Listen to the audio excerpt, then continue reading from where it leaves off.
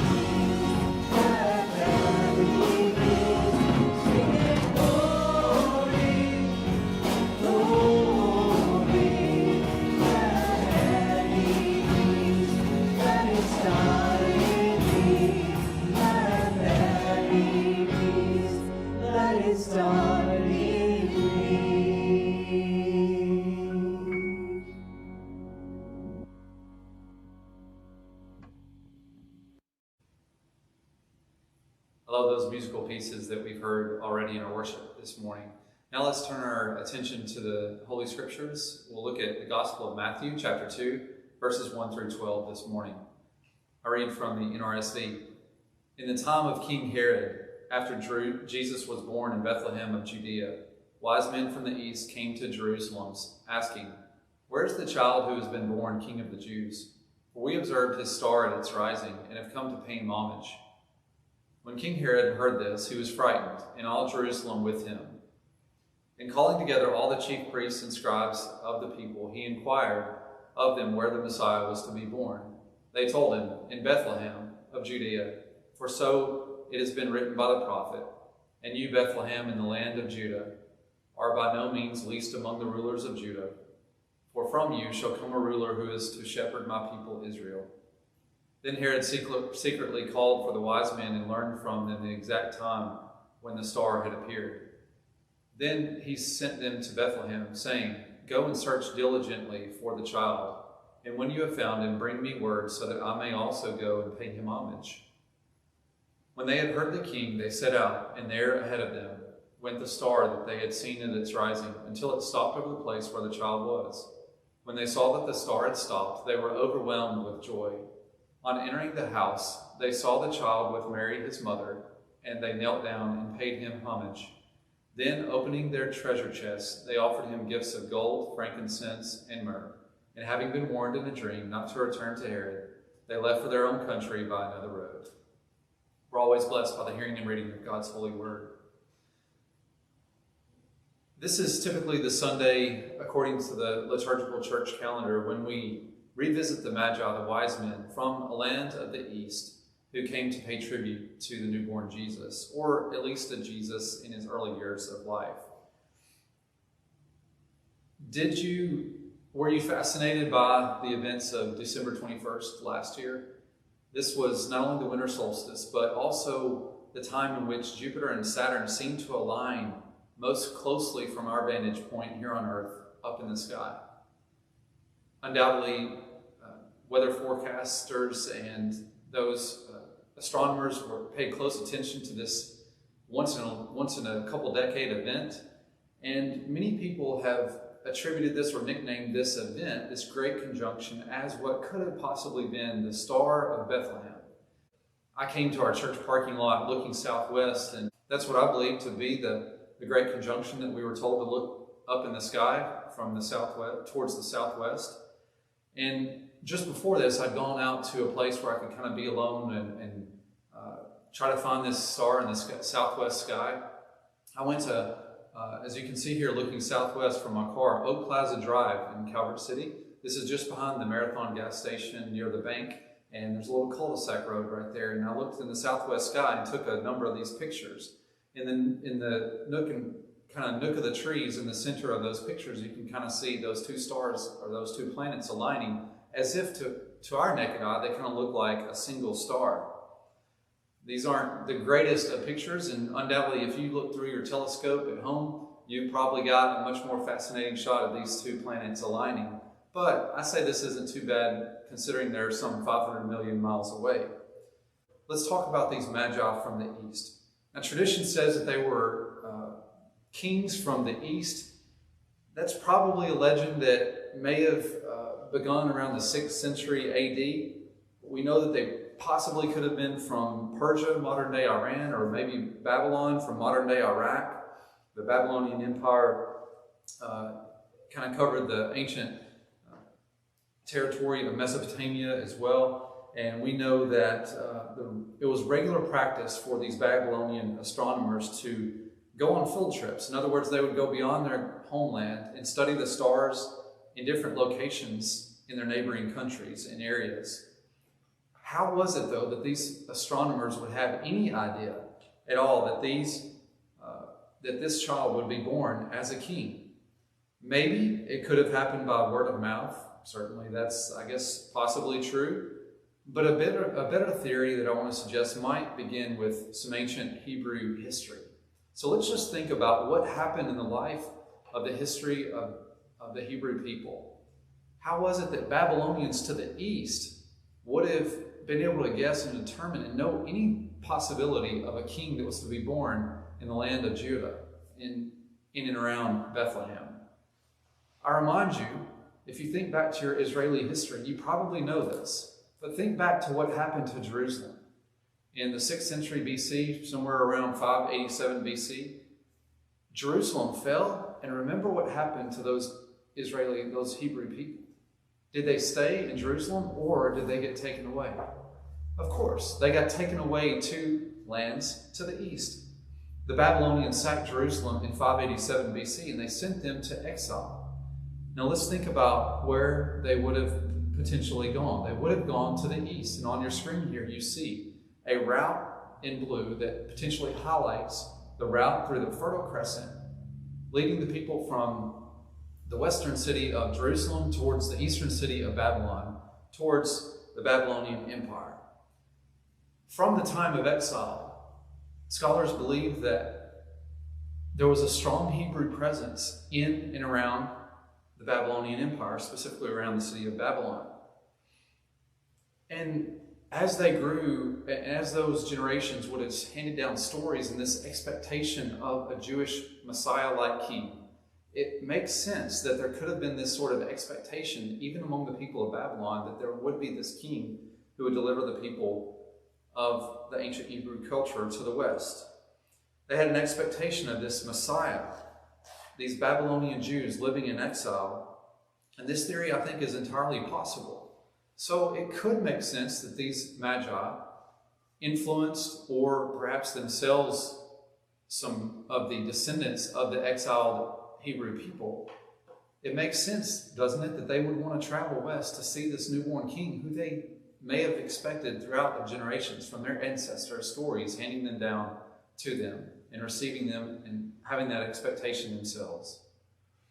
So we might reverse this picture. Instead of going left to right, maybe the Magi moved from the right of your screen to the left of the screen and reversed the path of their earlier Hebrew ancestors, moving instead from east to west towards Jerusalem. Now, you wouldn't go straight across the desert. You'd probably die if you did that.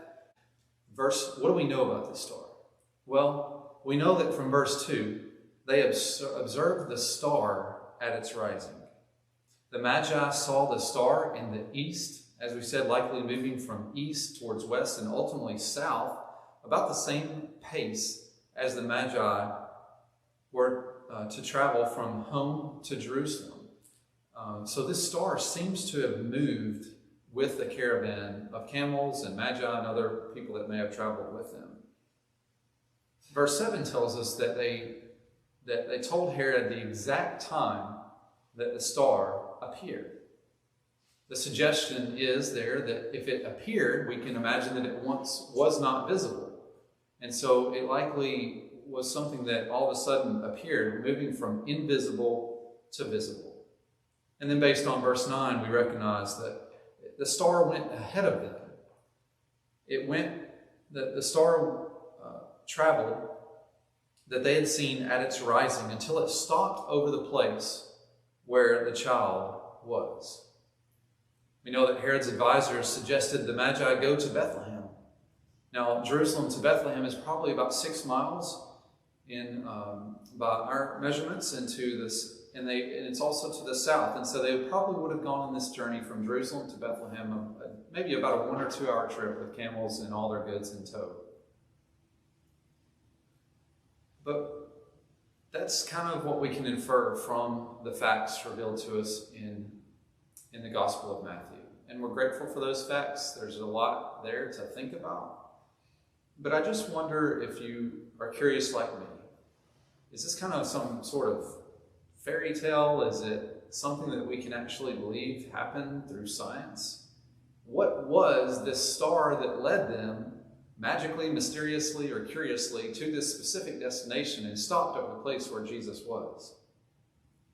Now, as you might have already concluded, some people believe that this was the Great Conjunction that happens every couple of decades.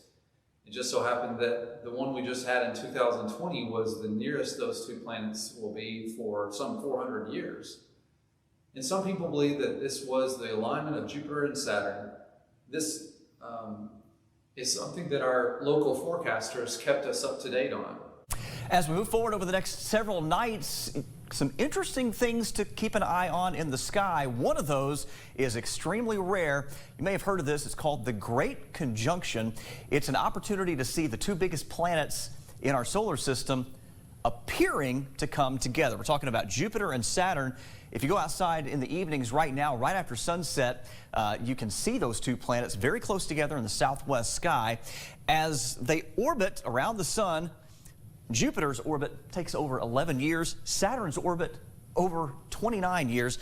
So once every 20 years, from the Earth's perspective, they're in line, what we call a conjunction. It last happened in the year 2000. It won't happen again until the year 2040. You want to look southwest, and what you'll see over the next several nights, Jupiter and Saturn getting closer and closer together until on the night of December 21st, which is the first day of winter, we will have what we call the Great Conjunction, where they will appear to be very, very close.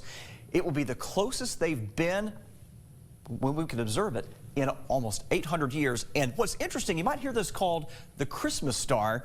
Some have theorized that this could be what was in the Bible as the Star of Bethlehem. It's impossible to know for sure, but that's the idea based on the time of year. This is the closest observable pairing since the year AD 1226.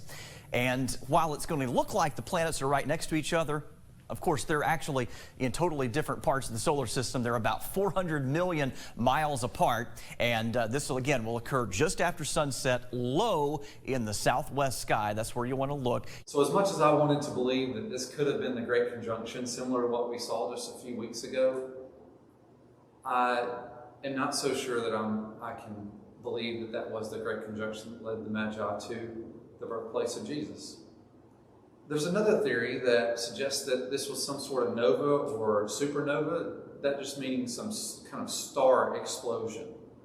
This is a little bit of a more recent theory, maybe introduced a few centuries ago. And while a supernova is a single star in the sky, which fits the description in Matthew 2, supernovas aren't known to move throughout the sky. And so this likely discounts the second theory of what led the Magi to the birthplace of Jesus. And that leaves us with, I think, a third, more plausible scenario, and that being that what the wise men saw was none other than a very bright, very near comet to their perspective. What do we know about comets? We know that they're very bright. They're oftentimes visible to the naked eye, even for about 4 weeks or a number of months.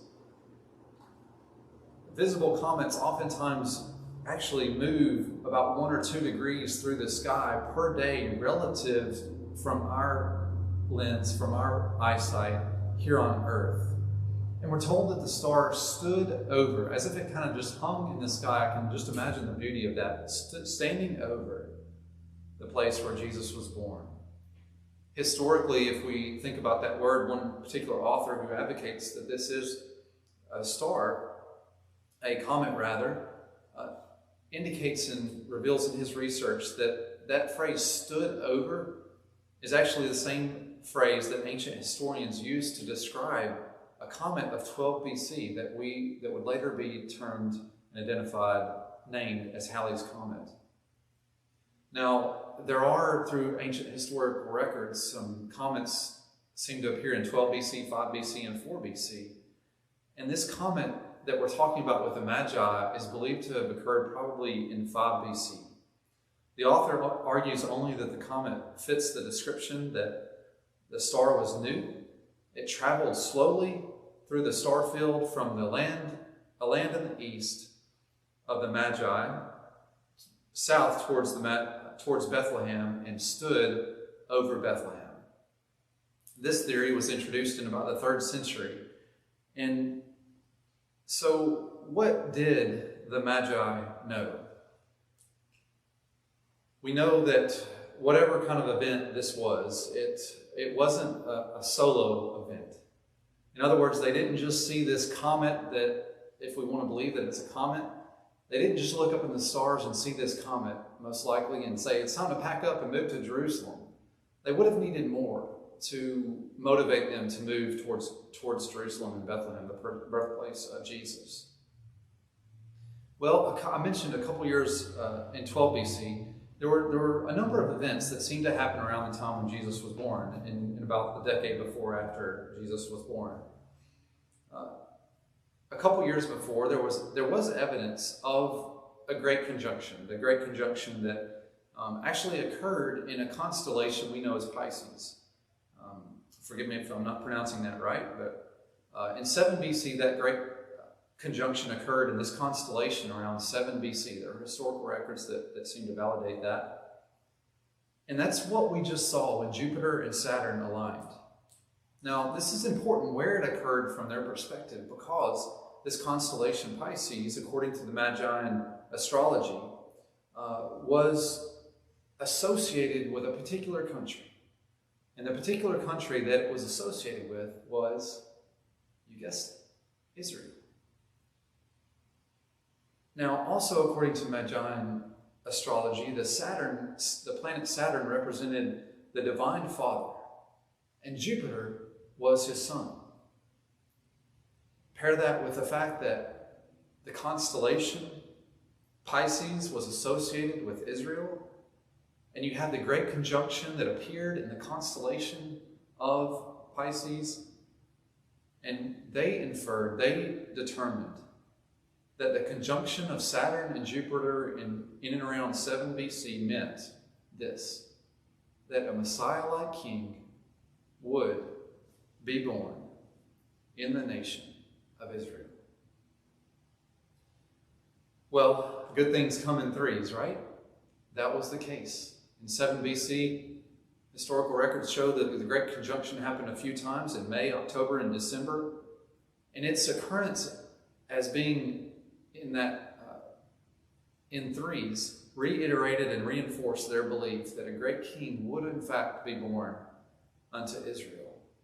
Pair that with the expectation of the Babylonian people that they've been longing for this king and expecting maybe this king much like their Hebrew cousins and ancestors had, who still may have remained in Israel. A few months later, the Grand Conjunction occurred somewhere around 6 BC, in the early part of 6 BC, just a few months after the Great Conjunction that we just witnessed in 2020, the earlier version in 7 BC. The Grand Conjunction is what we just saw, but pair Mars with it. Imagine what we just saw in the sky and another planet aligning closely with Jupiter and Saturn so that 3 planets were within about 8 degrees of each other. How beautiful that would have been to see in the sky.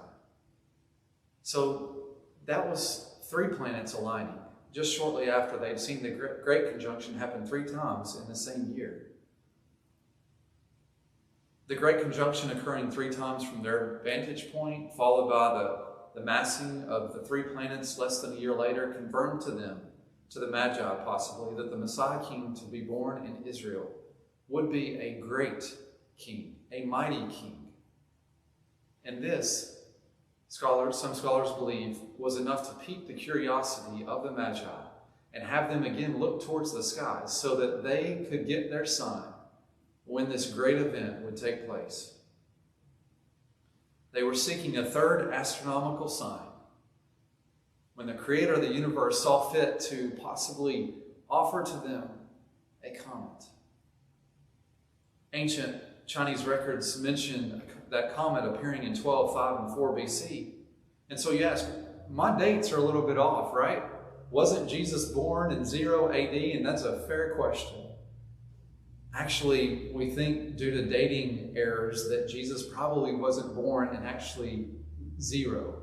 He was probably born a little bit earlier, a few years earlier, maybe as some scholars say 6, 5, 4 BC, somewhere around that range. And that puts us within maybe what we call the margin of error to line up with our timeline that we're suggesting today. See, our calendar was established by a Roman monk who centered the calendar around not Jesus' birth, but Jesus' presentation at the temple, his day in which he would have been circumcised. Counting that day and backing up 8 days from the day of his circumcision and presentation in the temple on January 1st of the first year of our calendar, back up 8 days and count that day inclusively, and you arrive that would have been backdated as the possible date that you and I celebrate of December 25th as Jesus' birth. Scholars think that, and are pretty well sure that Jesus was born somewhere between 20 BC to 10 AD, somewhere in that range. But according to this theory, 5 BC fits that timeline most appropriately.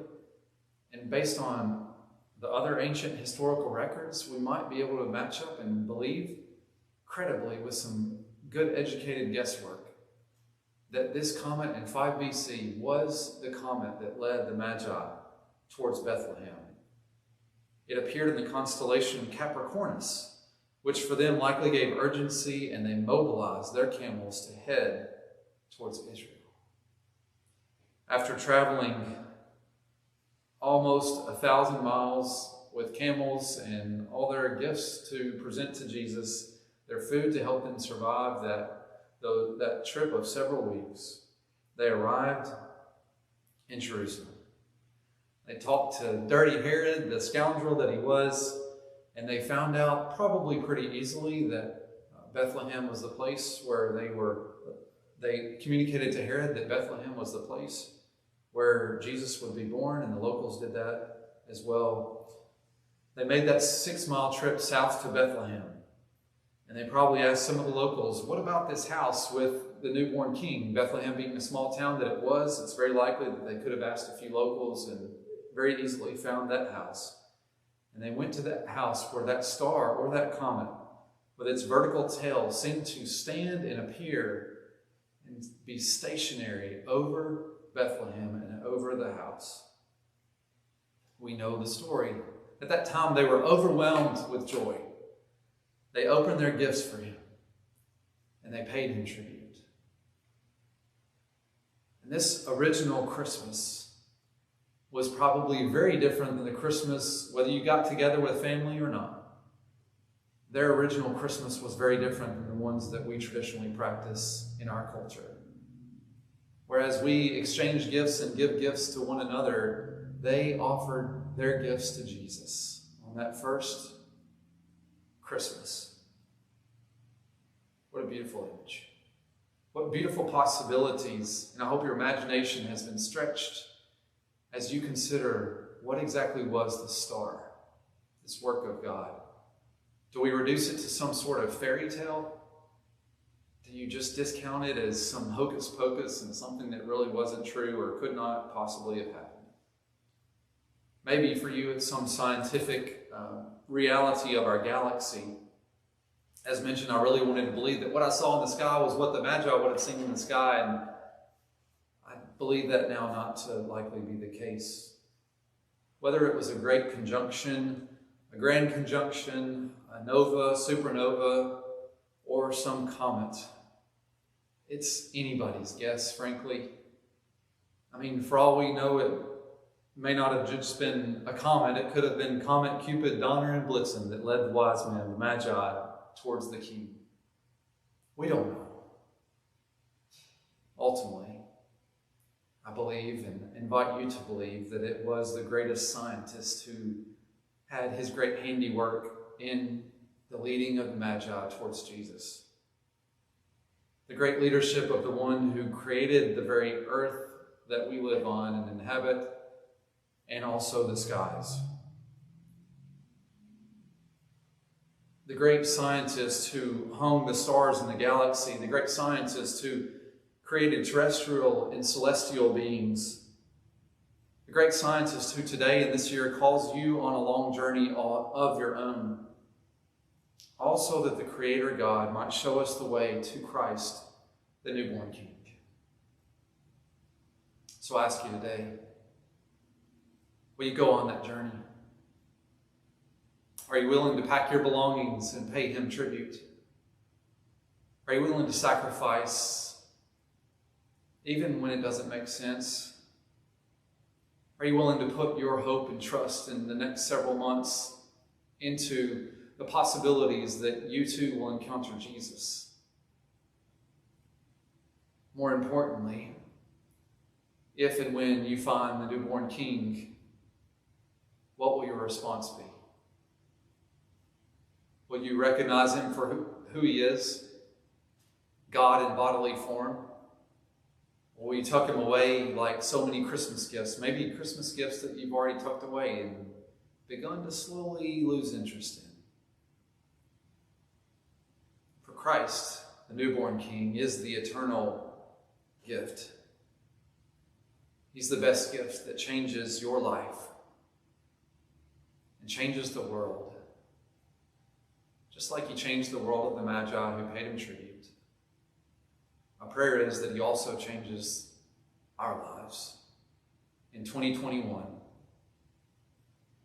Or if you believe the dating is wrong, maybe we're really living in about 2026, who knows? But Jesus is waiting. He awaits for your response.